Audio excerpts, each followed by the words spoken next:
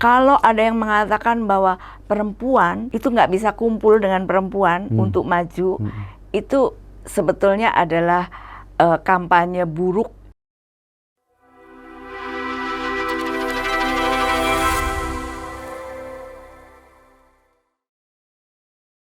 Selamat siang pemirsa, pada siang hari ini kita jumpa lagi bertemu dan berbincang-bincang dengan seorang penulis senior, Christine Sama, seorang penulis perempuan yang cukup berpengaruh dalam bacaan-bacaan literasi di masyarakat tentang situasi sosial dan politik pada hari ini.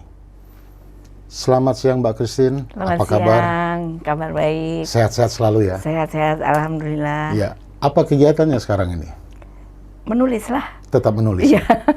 Jadi Mbak Christine, apa yang melatar belakangi Mbak Christine sebagai seorang tadinya wartawan, kemudian sekarang menjadi seorang penulis? Iya, ternyata 2023 ini tepat 10 tahun saya menjalani profesi sebagai penulis. Mbak Christine, kira-kira mengapa Mbak Christine itu lebih tertarik untuk menulis hal-hal yang sifatnya politik? Karena politik biasanya oleh perempuan itu merupakan sesuatu yang harus dihindari, kemudian nggak perlu tahu seperti itu. Tapi mengapa Mbak Christine itu justru mengambil perempuan sebagai objek untuk ditulis? Politik sebagai objek untuk ditulis. Sebetulnya banyak juga bidang lain yang saya tulis. Saya juga menulis biografi, menulis tentang self-help, self-healing juga gitu. Kemudian tapi mungkin kenapa jadi terjun berminat menulis politik, mungkin karena waktu itu tercemplung. Awal mula waktu di Suara Pembaruan dulu saya wartawan politik.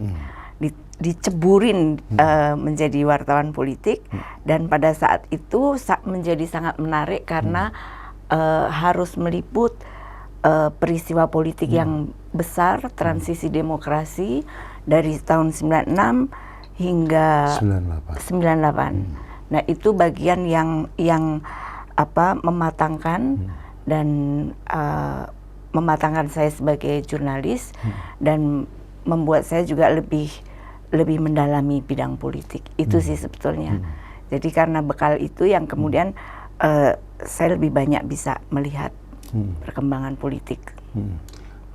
22 Desember itu adalah Kongres Perempuan, apa yang pertama atau yang kedua ya? Tapi yang jelas pertama 1928.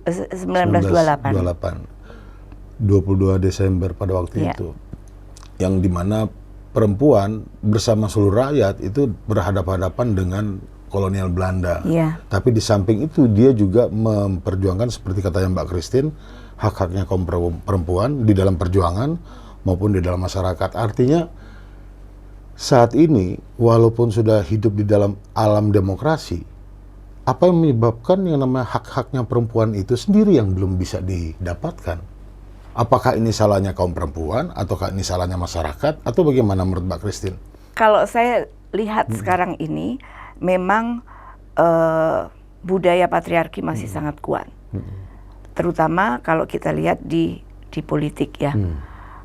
Di politik itu budaya maskulinnya ya, aroma maskulinnya sangat kuat. Contohnya apa Mbak? Contohnya kita bisa lihat misalnya siapa sih tokoh perempuan yang masuk ke politik saat ini, yang cukup berperan, yang bisa berperan dengan sangat baik dan mendapat penghargaan yang sewajarnya di Indonesia ini. Saya tidak melihat ada penghargaan yang wajar pada perempuan-perempuan yang masuk dunia politik. Saat ini kalau saya lihat satu-satunya perempuan yang bisa menduduki posisi tertinggi di Indonesia itu hanya Megawati Soekarno Putri. Mengapa demikian Mbak berpikir demikian? Itu pun harus melalui proses yang sangat panjang dan teruji dari perjuangannya waktu masih diintimidasi pada zaman Orde Baru, saya ikut melihatnya juga pada masa transisi demokrasi hingga pada waktu sekarang. itu Mbak Christine meliput sebagai wartawan juga ya? Iya, waktu tahun-tahun pertama menjadi jurnalis. Yang saya lihat,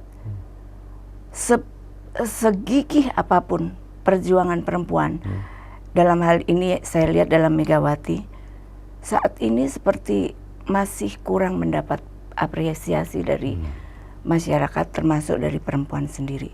Ini yang saya lihat, maskulinitas dalam politik itu sangat kuat. Bahkan saya juga melihat perempuan kurang menghargai sesamanya. Nah, ini yang menjadi refleksi ya bagi kaum perempuan Indonesia, bahwa kalau perempuan mau maju, kita harus menghargai perjuangan sesama perempuan. Perempuan sudah saatnya mendukung kaum perempuan juga, karena kalau itu tidak dilakukan, tidak akan ada yang diberikan secara cuma-cuma. Kalau perjuangan perempuan itu tidak didukung oleh kaumnya, tidak akan ada laki-laki yang akan memberikannya secara cuma-cuma. Tapi ini harus kita pahami ya, dalam arti perjuangan perempuan itu dalam arti bukan hanya kaum perempuan, tapi perspektif gendernya juga. Artinya laki-laki bisa juga memiliki perspektif gender, kepedulian pada perjuangan pada kaum perempuan. Bu Megawati Soekarno Putri memang adalah salah satu perempuan, atau mungkin satu-satunya perempuan yang mengalami pasang surut dari zaman dia sebagai anaknya Bung Karno, kemudian ditindas oleh Orde Baru, kemudian melakukan perjuangan, dan kemudian bangkit bersama PDIP, sampai saat ini tetap eksis berada yang paling tinggi. Tapi pertanyaannya, mengapa kemudian kaum perempuan yang lainnya itu tidak sanggup atau tidak bisa mengimbangi sama seperti Ibu Megawati? Padahal mereka ada dalam politik, mereka ada di legislatif, ada di pemerintahan, ada di yudikatif juga. Namun, apa yang menyebabkan mereka itu tidak bisa mencapai posisi politik yang setinggi Ibu Megawati? Apakah karena memang Bu Meganya memang hebat, atau memang saat ini tidak ada perempuan yang bisa mencapai seperti Ibu Mega dalam menghadapi tekanan dan segala macam tadi, Mbak? Perspektif maskulinitas itu masih sangat kuat. Jadi aspek maskulinitas di kalangan laki-laki ataukah di kalangan semua? Baik di laki-laki maupun perempuan.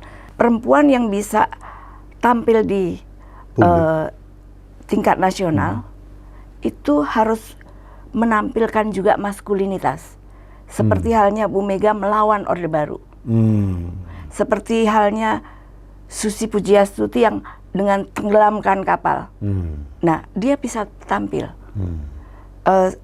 Tapi kita lihat misalnya Puan Maharani. Apa yang kurang dari Puan Maharani?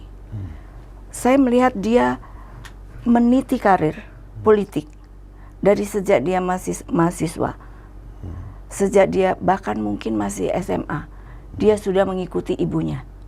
Jadi politik bukan hal baru bagi dia, dan dia melewati itu. Dia ikut menangis bersama ibunya ketika diintimidasi pada masa Orde Baru, dan dia meniti karir politiknya dari DPC semua level. Tapi kita lihat, adakah yang memberi apresiasi pada Puan? Bahkan mungkin kalau kita menjadi Puan, bingung juga kenapa, apa yang kurang dari tangga yang dia tapaki. Dia mulai dari SMA, dia udah ikut ibunya menjadi anggota DPC, dari DPC, kemudian jabatan politik juga ikuti, menjadi anggota DPR, kemudian menjadi ketua DPR, dan sebelumnya menjadi Menteri Menko PMK. Menjadi Menko PMK. Jadi artinya dia bukan kader karbitan yang tiba-tiba masuk dunia politik. Dia mengalami pasang surut politik juga. Tapi karena dia tidak menenggelamkan kapal atau dia tidak melakukan sesuatu yang maskulin dia kurang muncul. Ini bagi saya perspektif perempuan pun harus diubah, bahwa membicarakan stunting, membicarakan hak ibu untuk menyusui bayinya, hak ibu untuk memperoleh cuti hamil ya, dan sebagainya, itu juga penting, dan itu justru menjadi basic, menjadi fondasi kehidupan berbangsa kita. Tapi yang berjuang di ranah itu kurang mendapat tempat. Tidak seperti perempuan yang berlaku maskulin, yang melawan sebuah rezim. Itu yang membuat jadi perempuan-perempuan yang masuk dalam politik menjadi tenggelam. Dan ini menurut saya refleksi di Hari Ibu, bahwa kita juga harus mengubah perspektif kita, bahwa saya terakhir menulis buku Perempuan Politik Bergerak. Di situ banyak sekali kiprah kaum perempuan yang sangat hebat dari seluruh Indonesia ini, dari berbagai daerah. Mungkin ada satu yang bisa Mbak quote untuk bisa jadi siapa ya? Perhatiannya para penonton. Iya. Di buku ini salah satu yang saya tulis itu kisahnya Jul Takaliwang, yang dia harus berhadapan dengan korporasi tambang perusak lingkungan. Perjuangannya sangat hebat, tapi mungkin karena dia di daerah, jadi perjuangannya kurang bunyi di tingkat nasional. Dan ini sebetulnya perjuangan yang sangat hebat, bagaimana dia harus melawan perusahaan tambang besar. Dan Jul Takaliwang ini kalau salah juga sempat dipenjara karena berhadapan dengan itu. Dan dia mendapatkan penghargaan dari negara lain, tapi tidak mendapat apresiasi di dalam negeri. Ya, Mbak, itu satu sisi kita melihat secara umum ya, mengapa perempuan kemudian kesulitan untuk bisa bangkit menjadi sebesar atau paling nggak mengejar Megawati, atau Puan sendiri bisa mengejar Megawati seperti itu. Kalau dulu di zamannya di Kongres Wanita tahun 28 kemarin itu, ada banyak organisasi-organisasi yang memfasilitasi perempuan. Ada banyak organisasi perempuan juga yang bangkit berjuang melawan kolonial. Pada saat ini itu kan tergantikan di dalam organisasi-organisasi atau LSM-LSM perempuan atau bahkan partai. Megawati sendiri adalah seorang pimpinan, orang pucuk paling tinggi di Partai Demokrasi Indonesia Perjuangan. Apakah Megawati juga ikut berperan untuk mengangkat perannya kaum perempuan yang lainnya, politisi perempuan lainnya untuk ikut berjuang sama seperti dia? Saya melihat begini, perjuangan Megawati untuk kaum perempuan itu lebih substansial dari sekedar menolong atau mengangkat satu orang kader untuk menjadi sesuatu. Tapi kalau kita baca di buku The Brave Lady misalnya, ketika Megawati menjadi presiden, banyak sekali keputusan-keputusan, banyak sekali undang-undang yang dihasilkan yang berperspektif gender. Banyak undang-undang yang dihasilkan membela kaum perempuan. Itu kan substansial. Dan tidak untuk satu dua orang, tapi seluruh perempuan Indonesia, seluruh rakyat Indonesia bahkan, ya kan. Terus di bulan September tahun ini, Megawati mendapat penghargaan untuk gerakan stunting. Mungkin tidak banyak orang yang memberi apresiasi pada penghargaan pada penanganan stunting. Padahal itu penanganan stunting itu bukan hanya untuk perempuan, bukan hanya untuk ibu dan anaknya, tapi untuk generasi, untuk bangsa kita yang akan menghadapi Indonesia Emas. Selalu digemar-gemborkan Indonesia Emas 2045.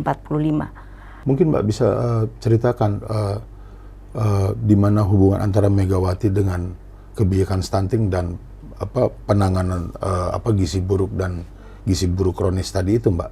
Mungkin ada satu peristiwa di mana Megawati ikut terlibat atau bagaimana, Mbak? Sehingga dia mendapatkan penghargaan tersebut yang tidak diketahui oleh publik. Sebagai ketua umum partai besar, Megawati menggerakkan kadernya dan seluruh kepala daerah yang diusung oleh PDI Perjuangan untuk mengatasi masalah stunting. Di situ ya. Itu pesan elektoralnya di mana? Dibandingkan dengan membagi sumbangan bantuan cuma-cuma, ya kan? Tapi kebijakan itu ketika diimplementasikan itu bisa menggerakkan sekian banyak secara sistematis kepala daerah.